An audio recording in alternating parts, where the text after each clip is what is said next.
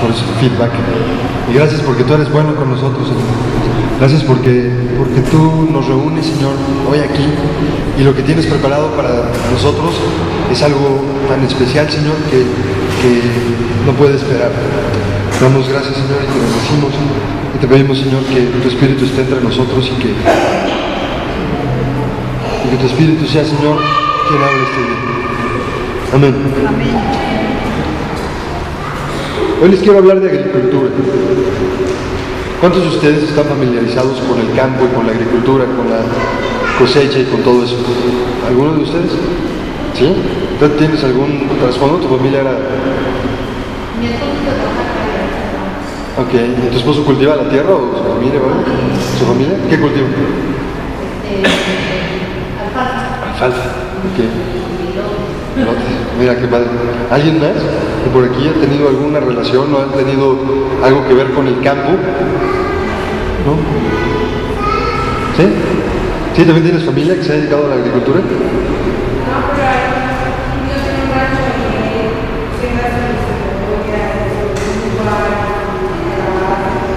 Ok. Muy bien. Digo, la mayoría de los... Digo, si son como yo, el mayor contacto con el campo es el que ves pasando en la carretera entre ciudad y ciudad, ¿no? O cuando llegas al súper, a las verduras, y ves las verduras ya bonitas y listas en sus cajitas, dices, para que las compres, ¿no? Pero no tenemos idea de lo que está pasando atrás de todo eso, ¿no? Atrás de todo eso hay todo un proceso en donde pues, la gente siembra la semilla, la prepara la tierra, la abona, la riegan, la cuidan, van viendo día con día como la semillita y va saliendo poco a poco hasta que se convierte en pues, el cultivo que se sembró en aquel momento, ¿no? Y verdaderamente sorprendente y es muy grato ver. Digo, yo lo vi hace poquito con mi hija mayor, dejaron en la escuela la tarea del clásico frijolitos con algodón y ponerle agua y ver cómo sale una plantita. ¿Cómo? No sé, sin darte cuenta, 2 o 3 semanas la plantita ya está así, en un mes ya está así, después es una plantotota, adentro de un vasito y sale de un frijolito, ¿no? Es de verdad algo sorprendente y algo, pues que no habla más de que Dios está presente en todo, ¿no? De que Dios mete su cuchara en un frijolito, porque el código que programó allá adentro es impresionante y es maravilloso. Yo quiero platicarles hoy de agricultura, como les decía. Tenemos nosotros, como personas, tenemos una habilidad impresionante. Tenemos una habilidad que está intrínsecamente grabada en nosotros y tenemos la posibilidad de ejercer esa habilidad y de cambiar nuestro entorno por completo, incluso cambiar nuestra eternidad, la eternidad de otras personas. Es impresionante. Y bueno, hoy quiero concentrarme en el libro de Marcos, en el capítulo 4. Por ahí alguna vez escuché que el libro de Marcos es en realidad el Evangelio de Pedro. No quiero ser hereje ni decir mentiras, pero me pareció muy interesante porque se supone que Marcos escribe lo que Pedro le dicta, ¿no? Pero Marcos lo firmó. Entonces me pareció muy interesante y me llamó mucho la atención, porque la perspectiva de Pedro es una perspectiva de un cuate, lo conocemos, ¿no? Lo hemos visto su personalidad en la Biblia, un cuate rudo que tiene cierto carácter. Y me parece que es muy padre cómo relata en el Evangelio de Marcos esto. Marcos capítulo 4, por favor. Vamos a estar un buen rato en este libro, porque podemos encontrar en este libro varias cosas que nos van a ayudar a entender de lo que estamos hablando. Vamos a comenzar ahorita, déjenlo ahí abierto en su Biblia. Y bueno, quiero platicarles acerca, voy a hacer un paréntesis, dejar esto tantito así como que en pausa, y ahora voy a hablar de otro concepto, ¿ok? Y después vamos a ver cómo se integran los dos. Vamos a hablar de las ideas. Todos vivimos en un mundo de ideas. ¿Qué son las ideas? ¿Qué son las ideas? ¿Alguien podría definirme qué es una idea? ¿Alguien? Una representación mental de algo. Pues lo dijiste perfecto. Es una representación mental de algo. Es como formamos una imagen en nuestra mente acerca de algo, cualquier cosa. Si ahorita les digo elefante rosa, ¿ya todos se lo imaginaron? ¿Sí? Si Si les digo, señor alto, ¿ya se me imaginan? ¿Sí? Si les digo, ¿está temblando? ¿Ya vieron? Ok, son ideas, ¿no? ¿Qué sucede con las ideas? ¿Ah?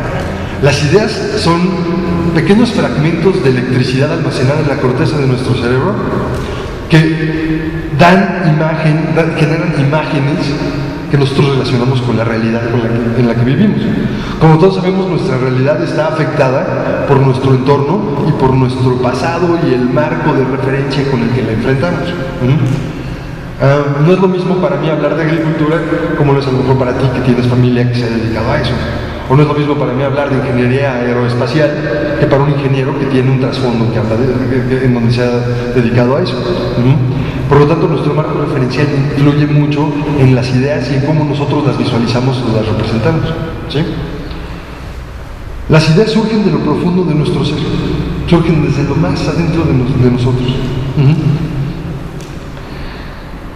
Y generan emociones.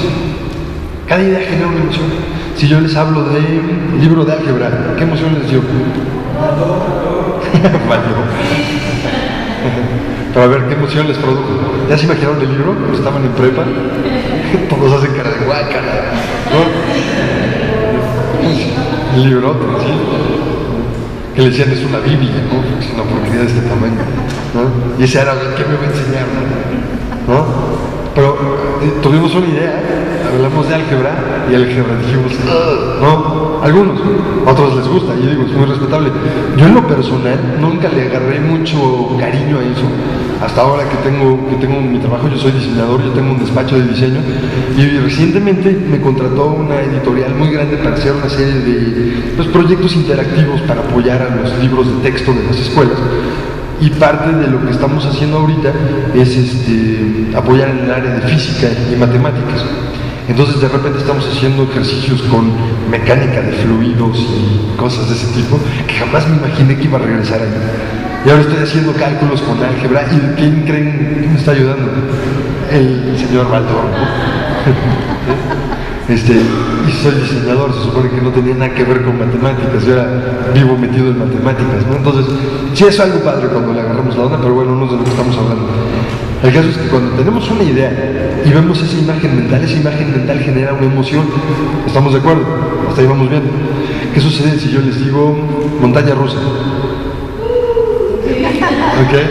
Estamos generando una reacción, ¿ok? ¿Qué sucede si yo les digo que deben un montón en sus tarjetas de crédito? ¡Auch! ¿Ok? Estamos generando reacciones. Esas reacciones están basadas en nuestro marco de referencia. Y ese marco de referencia está basado en lo que nosotros tenemos adentro de nosotros. Jesús lo decía muy bien. El hombre, la boca del hombre, habla de la abundancia del corazón, de lo que hay adentro de nosotros. ¿Sí? Pero para que una idea se genere y una idea se convierta en algo tangible, primero pasa a ser una idea, después un pensamiento, y después lo asimilamos, y después ¿qué decimos? Lo hablamos. Entonces si hablamos de que, tengo un montón de tarjetas de crédito, ¡ay, qué susto!, ¿no? ¿Qué fue esa reacción? Y quiero que la analicemos de una manera muy profunda y muy delicada. Eso fue una reacción porque sabemos que así hay que reaccionar ante las deudas, o es una reacción porque sabemos que no debemos endeudarnos, o es una reacción porque sabemos quién está atrás de nosotros para pagar las cosas que nosotros tenemos, que debemos. No sé si me expliqué muy bien. Nuestra reacción y la manera en la que nosotros respondemos a los estímulos de nuestras ideas está fundamentada en lo que hay adentro de nosotros. ¿Qué pasa si yo les hablo de cáncer? Cáncer, qué miedo de palabra, ¿no? ¿Por qué? ¿Qué pasa si yo les hablo de muerte? ¿No? Qué palabra tan fuerte, ¿no? ¿Qué pasa si yo les hablo de accidentes trágicos? ¿Qué pasa si yo les hablo de crisis financiera, de caída en los mercados bursátiles, del PRI de regreso? ¿Qué pasa? ¿En quién está fundamentada nuestra confianza y por qué reaccionamos de esa manera con esas ideas que vimos? ¿Qué pasa en tu cabeza cuando yo hablo de una enfermedad grave? Pasa, no voy a morir, o pasa, Dios es más que eso. ¿Qué sucede? ¿Qué sucede en nuestra cabeza cuando hablamos de eso? Aquí lo que vamos a ver es cómo poder ajustarnos para que cada vez que escuchemos algo, lo procesemos, veamos la imagen mental y la veamos no como la vemos nosotros en nuestro marco referencial, sino como la ve Dios y como está fundamentada en la eternidad de un ser divino que tiene toda la experiencia del mundo, del universo, vamos a decir, que fue capaz de con solo sus palabras hacer que las cosas sucedieran. Ya hablamos un poquito de las ideas. Si nuestras ideas no provienen de Dios, cualquier cosa que digamos no nos va a edificar de ninguna manera. ¿Por qué? Porque vienen las ideas, se convierten en imágenes o en pensamientos, esos pensamientos se transforman y le acabamos hablándolos. Y entonces se vuelven parte de nuestra realidad porque los estamos confesando y están saliendo de nosotros la arquitectura de nuestro propio destino. ¿Estamos de acuerdo? Entonces nuestras ideas se transforman en pensamientos y los pensamientos los acabamos diciendo. Esa es la abundancia de nuestro corazón. Lo que vamos a decirle, el núcleo de nuestra existencia.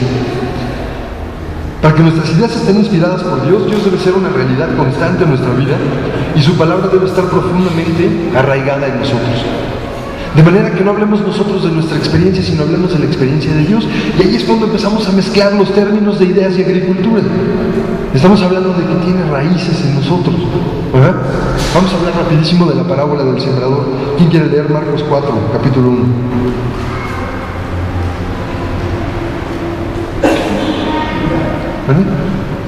¿Sí? Otra vez comenzó Jesús a enseñar con la barca, se reunió alrededor de él mucha gente, tanto que entrando en una barca se sentó en ella en el mar, y toda la gente estaba en tierra junto al mar. Y les enseñaba por parábolas muchas cosas, y les decía en su doctrina: escuchen, he aquí el sembrador salió a sembrar, y al sembrar aconteció que una parte cayó por el camino, vinieron las aves del cielo y la comieron. Otra parte cayó en pedregales, donde no tenía mucha tierra, se brotó pronto porque no tenía profundidad de tierra, pero saliendo el sol se quemó y porque no tenía raíz se secó. Otra parte cayó entre espinos, y los espinos crecieron y la ahogaron y no dio fruto. Pero otra parte cayó en buena tierra y dio fruto, pues brotó y creció y produjo a 30, a 60 y a 100 por uno. Vientos. Ahora vamos a hablar de la explicación que Jesús le dio a esta parábola. Entonces vamos a irnos por favor a Marcos 4, capítulo 14. Por favor. Marcos 4, capítulo 14. ¿Qué tal? Probando. ¿Están ahí? ¿Eco? Marcos 4, 14. No. ¿Listos? ¿Quién sigue? ¿Sí? El sembrador es el que siembra la palabra. Y estos son los de junto al camino, en quienes se siembra la palabra, pero después que la oyen, enseguida viene Satanás y quita la palabra que se sembró en sus corazones.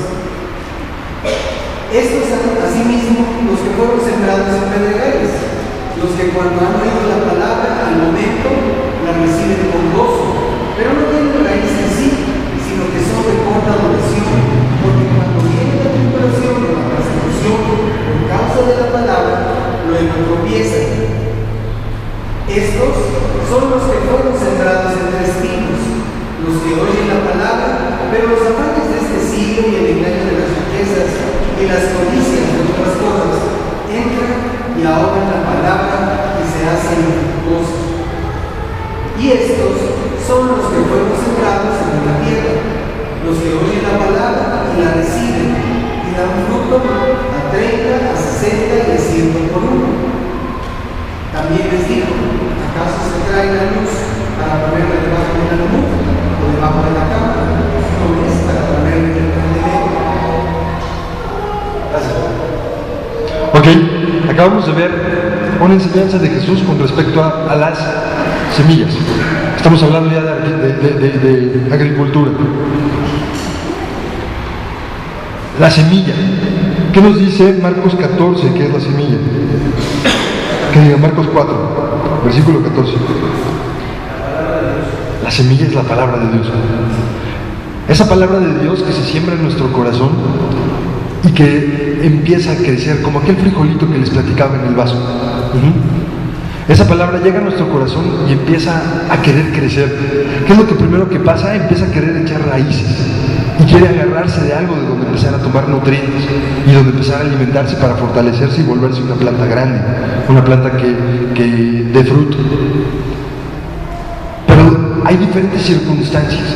La semilla cae en el corazón y el corazón empieza a permitir o no que esta planta crezca y que esta planta se dé, debido a diferentes circunstancias. Una de ellas, hay espinos. Otra de ellas, no hay pedregales, no hay de dónde agarrarse. Otra más, llegan los pajarillos y se las comen y se van con la semilla. Y otra más cae en tierra fértil y esta tierra fértil empieza a crecer y empieza a dar fruto y se vuelve una plantota y da fruto al 100 por 1. Que este término no es como muy común en nuestro lenguaje tradicional. Voy a hacer un negocio que me dé el 100 por 1. No, nunca dices eso. ¿Estamos de acuerdo? Pero bueno, 100 por 1 se refiere a que va a dar el 100% más de lo que sembraste, ¿no? La cuestión aquí es, esta palabra que está sembrada en el corazón de los hombres es una palabra que está implantada por Dios y que depende de nosotros dejarla crecer y dejarla depende de nosotros que nuestro corazón sea una tierra fértil para que esta palabra pueda cimentarse, pueda arraigarse en nosotros y entonces que nosotros tengamos las respuestas de parte de Dios para las situaciones cotidianas en las que estamos viviendo todos los días. Y entonces lo que nosotros digamos y hablemos venga de parte de Dios y nuestra realidad sea aquella que Dios diseñó para nosotros. ¿Me doy a entender? ¿Sí? Si alguien tiene alguna duda o voy muy rápido, confuso. De veras, creo que es muy importante que pongan mucha atención y que entendamos este tema así al pie de la letra. Es muy importante que nosotros tengamos la palabra de Dios arraigada en nosotros para responder como Él lo haría en las circunstancias que nosotros enfrentemos. ¿Sí? Ok. ¿Cuántos de ustedes, vamos por orden, cuántos de ustedes terminaron la primaria? Ok. ¿Cuántos de ustedes terminaron secundaria? Ok, vamos a dejarla ahí.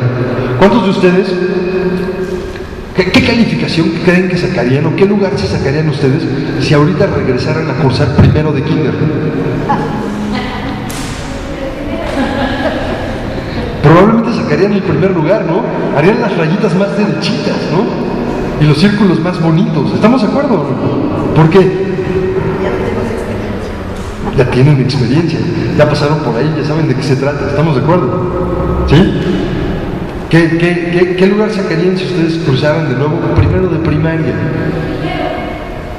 Así de fácil, ¿no? Digo, mi esposa está ahorita ayudando a mi hija mayor en las tareas de escuela. Claro, se la sabe perfecto, ya es, ¿no? Una gran alumna de cuarto de primaria y sacaría 10 en todo. ¿Por qué? Porque ya tenemos la experiencia, ya lo vivimos, ya pasamos por ahí, ya nuestra cabeza es suficientemente, digamos, potente para analizar y desglosar que la tabla del 2 por 2 es 4, 2 por 4, ¿sí? Ya sabemos las tablas de multiplicar, ya no nos da miedo. Pero ¿alguno de ustedes se acuerda qué pasó cuando nos estaban enseñando? ¿Alguno de ustedes sufrió con las tablas de multiplicar? ¿Cuántos? Que decías, maldita sea, ¿y esto cómo? ¿Por qué? ¿No? Yo me acuerdo cuando mi hija mayor estaba empezando a leer, estuvo muy chistoso porque estaba aprendiendo a identificar los fonemas que vienen con las letras.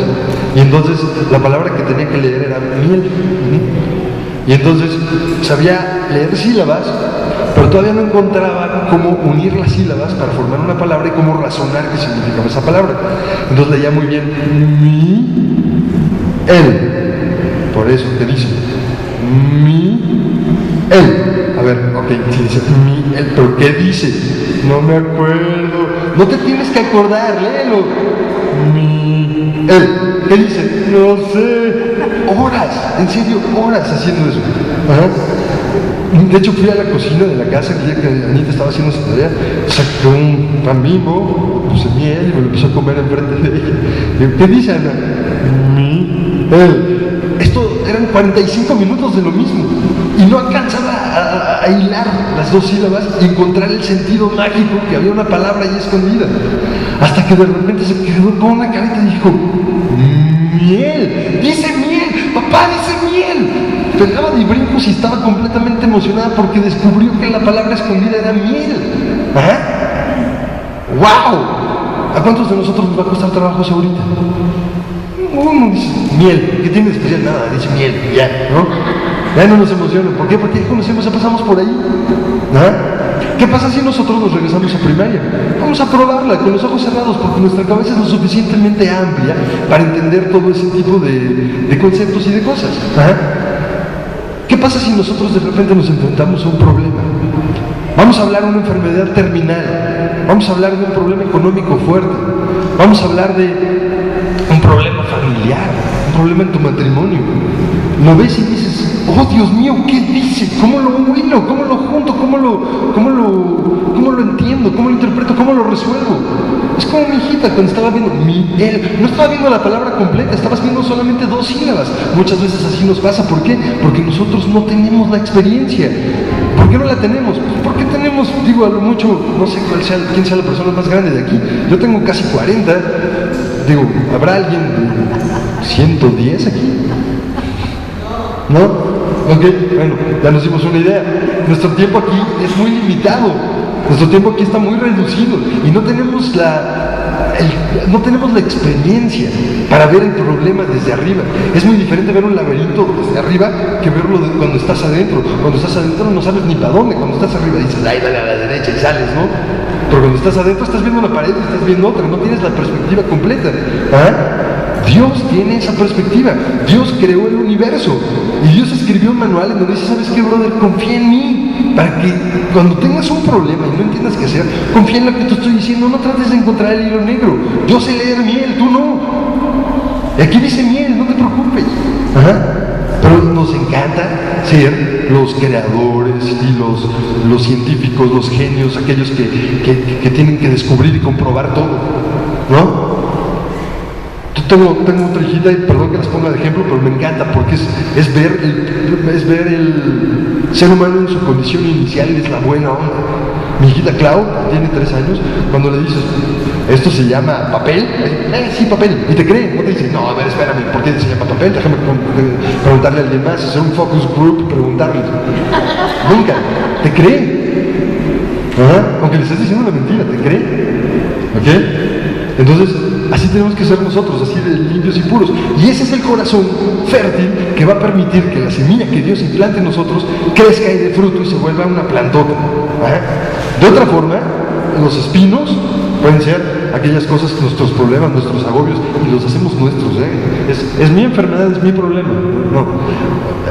Las avecillas también pueden ser aquellas circunstancias que están, lo que sea.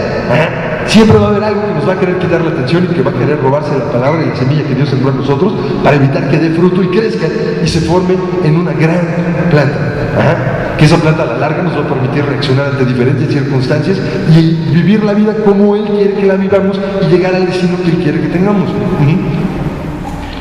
Entonces, vamos a hablar rápido de que si no somos tierra fértil, la palabra de Dios no va a poder echar raíces en nosotros y eventualmente nos vamos a secar. Y nos vamos a convertir en una tierra árida. ¿Qué pasa con la tierra que no es sembrada? Se seca. Se seca y no sirve para nada. Y poco a poco la vida se empieza a ir de ahí, porque no hay plantas, no hay nada que pueda ser sustentable allá en medio y se vuelve un desierto, se vuelve una arena, ¿no? Eso pasa con nosotros si no dejamos que la semilla de Dios crezca en nosotros. Las semillas de lo sembrado eventualmente se convierten en planta y depende de lo que sembremos en nosotros el tipo de planta que va a crecer. Digo, eso es muy obvio. No podemos sembrar limones y cosechar peras. Estaría muy loco poder hacer eso. Entonces, hay que fijarnos muy bien qué es lo que estamos sembrando. Y muchas veces lo que estamos sembrando en nuestro corazón, que a fin de cuentas va a alimentar nuestra respuesta ante las ideas, no es precisamente lo que Dios quiere que sembremos en nosotros. ¿Ok? Vamos a pasar rápido, por favor,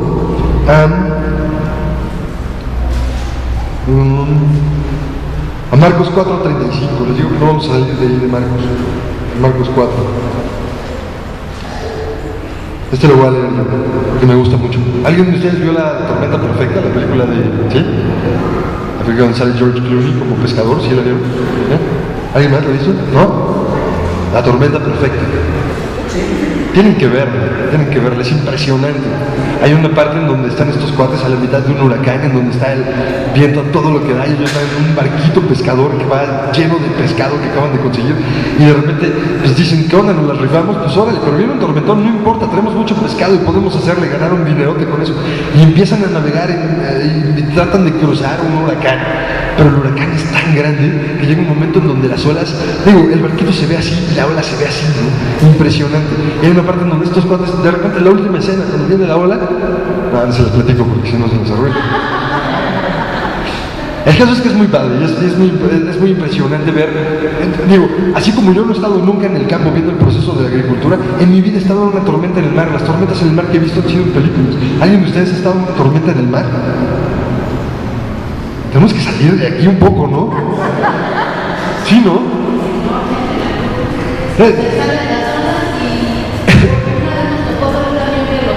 ¿En serio? ¿No? ¡Wow! A mí lo más que me ha tocado fue una vez que iba yo de camino a Veracruz, a un pueblito que se llamaba Lerdo. Íbamos costeando de Veracruz hacia Lerdo cuando empezó pues no era un huracán, ni siquiera era un norte, ¿sí? Y me acuerdo que veníamos un amigo y yo en su carro en la carretera y el mar empezó a salirse del mar. Y dices, oye, mar, tú vas allá, no acá. Y de repente en la carretera estaban metiéndose las olas y las olas empezaron a romper sobre la puerta del coche. Y yo estaba asustadísimo, dije, aquí quedamos. Y dice, no te preocupes, es normal. Y yo, pues espérate, nos va a tragar el mar. No pasa nada. Bueno, eso es lo más que me ha pasado a mí con respecto al mar. En mi vida he visto una tormenta, una tempestad. Debe ser impresionante. Y por las películas que he visto, me doy una idea de que debe ser algo que de verdad apantalla, ¿no? Entonces, por eso me gusta tanto este pasaje y por eso quiero leer. Dice, aquel día, Jesús estaba enseñando varias parábolas. Y dice, aquel día cuando llegó la noche, Jesús les dijo, vamos a pasar del otro lado. Y despidió a la multitud. Y le tomaron como estaban en la barca, y había con él también otras barcas. O sea, aquí estamos viendo la escena en general. Jesús está hablando con la gente, digo, bueno, cada quien a su casa, ahí se ven, vamos a pasarnos del otro lado del mar. Y había junto con él, en el barco que él iba, había otros barquitos, ¿ok? Eso es nomás para como poner el contexto. Dice, pero se levantó una gran tempestad de viento y echaba las olas en la barca, de tal manera que ya se anegaban. Entonces, imagínense las olas, la barca se está hundiendo, y Jesús estaba en la popa, durmiendo sobre un cabezal. Jesús estaba en la popa durmiendo sobre un cabezal y le despertaron y le dijeron, Maestro, ¿no tienes cuidado que perecemos? Y él levantándose reprendió al viento y le dijo al mar, calla y enmudece.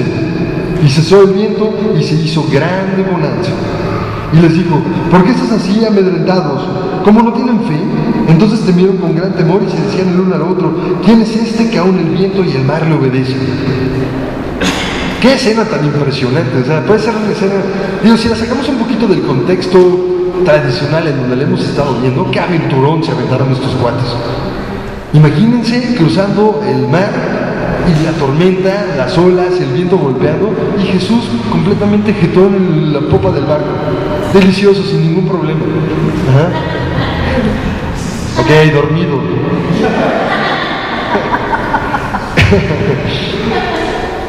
El tema aquí es, ¿qué escena tan padre, ¿no? ¿Se imaginan la escena? Debe haber estado muy divertido verlo, si fuera una escena de una película, ¿no? El barco se está hundiendo, la tempestad está a todo lo que da, el viento sopla durísimo, las olas se meten al barquito, todo el mundo está fricadísimo, asustadísimo porque lo que está sucediendo. A lo mejor están hasta achicando para echar el agua afuera, y Jesús está dormido. Y se acerca y dice, Maestro, por favor, levántate que nos morimos. Y Jesús se levantó y entonces le ordenó al mar que se calmara y le gritó al viento que dejara de soplar. Y ¡pum! Se hizo bonanza. Se hizo bonanza. Bonanza. O sea, el mar quedó pero como alberca. Y dice, grande bonanza. ¡Qué impresión! Y todos se quedaron viendo así a Jesús y dijeron, ¿quién es este cuate que el viento y las olas lo obedecen? ¿Pero qué fue lo que les dijo Jesús? Les dijo, calla, calla. enmudece, guarda silencio. Shh, chitón. ¿Ah? ¿Qué nos enseña eso? ¿Qué nos está platicando esta parte? Nos está diciendo que le ordenó al problema de ese momento guardar silencio. No me interrumpas. Ajá. Cállate. No le dijo, Mar, deja de estar revuelto. No le dijo, hola, bajen. Dijo, cállate, enmudece. ¿A qué le estaba diciendo eso? ¿Al mar? ¿O a la idea de que se iban a ahogar y a morir todos? Hay que ver las cosas en contexto. ¿Está diciendo calla, enmudece al viento y a las olas? ¿O está diciendo calla, enmudece al pensamiento de nos vamos a ahogar y nos vamos a morir? Digo, quiero dejarlo en puntos suspensivos y que lo analicemos nosotros. Las ideas que nosotros sembramos son las ideas que en momentos de crisis surgen de nuestro corazón. Y si las ideas no están sembradas de parte de Dios, lo que va a surgir de nosotros en esos momentos de desesperación va a ser miedo, angustia, duda, temor. Nuestro barco se va a empezar a hundir. ¿Y qué es lo que Jesús dice cuando suceden ese tipo de pensamientos? ¿Qué tenemos que decirles? Calla y enmudece, no me hables. Y se va a hacer grande bonanza.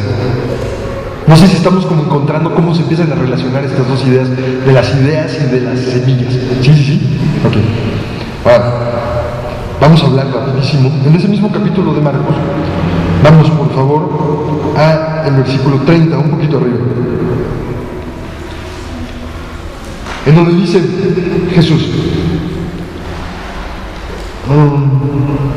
no, esperen, me voy a ir un poquito más.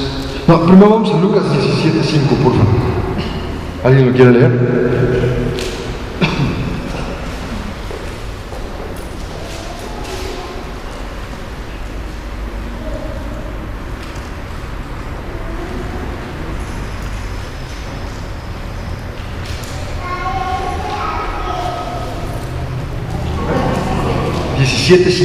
Lucas 17:5.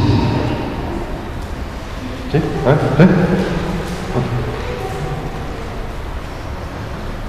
Lucas 17:5.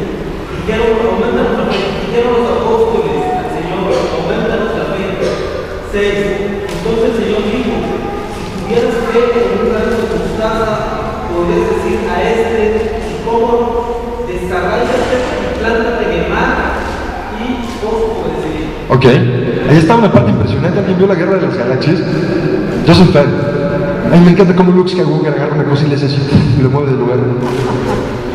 ¿No? Si alguien tuviera fe suficiente del tamaño de un grano de mostaza, le podría decir a ese sicómoro, desarráigate y vete al mar. Y el sicómoro lo obedecería. Eso es más Jedi que lo que es Luke Skywalker. Perdón, está increíble. ¿No? ¿Y de qué tamaño es la fe? ¿De qué tamaño es la semilla de mostaza? Chiquitita.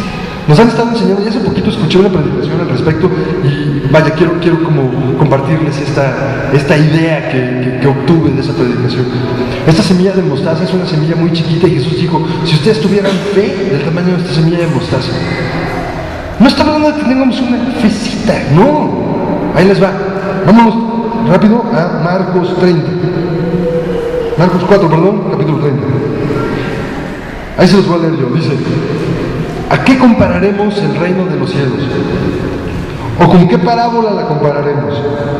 El reino de los cielos es como un grano de mostaza, que cuando se siembra en la tierra es la más pequeña de todas las semillas. Pero después de sembrado, crece y se hace la mayor de todas las hortalizas, y echa grandes ramas de tal manera que las aves del cielo pueden morar bajo su sombra. Jesús mismo está respondiendo lo que dijo hace ratito en Lucas. Digo, ahí se está haciendo un cruce medio extraño, pero está muy padre. La fe chiquitita del granito de mostaza, la fecita, que todo el mundo nos ha enseñado. Sí, ten poquita fe y vas a conseguir gracia. No va por ahí. No va por ahí.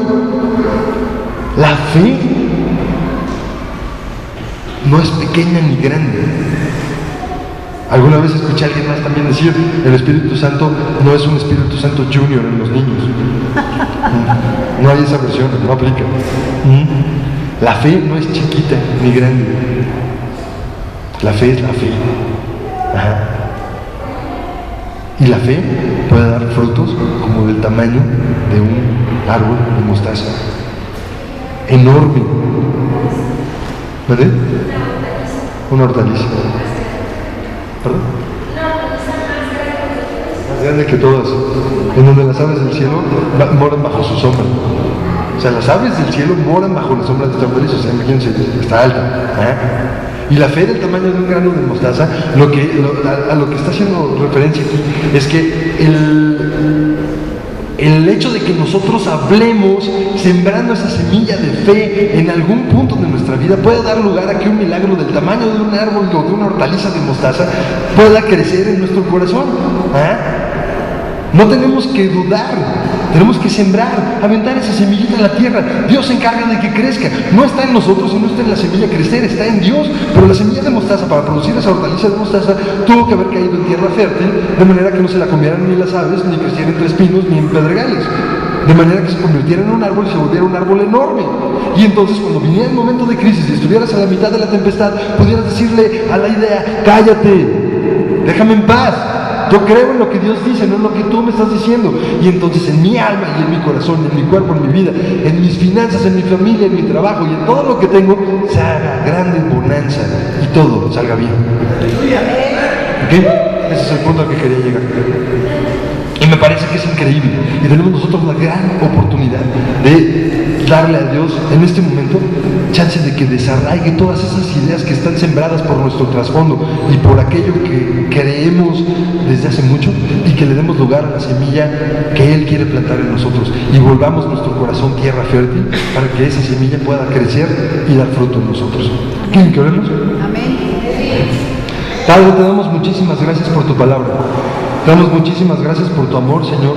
Y te damos muchas gracias, Dios, por tu Espíritu que está entre nosotros, Señor, y habita en este momento, en esta que es tu casa, en esta tu iglesia. Te rogamos, Señor, que hables palabras de vida en nosotros y que permitas que esa semilla que tú siembres crezca hasta alcanzar proporciones gigantes, Señor. Tú que ya cursaste esta vida, tú que la diseñaste, tú que ves el laberinto desde arriba, Señor. Enséñanos a confiar en ti para que nosotros no tomemos decisiones basadas en nuestra propia prudencia, en nuestras propias enseñanzas, en nuestra propia experiencia, sino basados en lo que tú nos quieres decir, Señor. Te rogamos que nos bendigas, Señor, y que vengas con nosotros. Amén. Por último, quiero ver si alguien de los que están aquí quiere entregarle su vida a Jesús y empezar a caminar en una vida que cambie por completo su marco referencial y le dé lugar a sus ideas en lugar de las suyas. ¿Alguien quiere? ¿Alguien quiere entregarle su vida a Jesús? ¿Ya? ¿Ya todos le entregaron? ¿Sí? ¿Ok? De todos modos vamos a hacer una oración para despedirnos, ¿sale? Quiero que repitan todos. Señor, gracias por tu amor, por tu palabra, por tu poder. Jesús, ven conmigo esta semana. Cambia mi corazón y cambia mi manera de pensar. Y Señor, te ruego que me hagas una persona que pueda vivir confiando en ti, que en momentos de tempestad no se acobarde,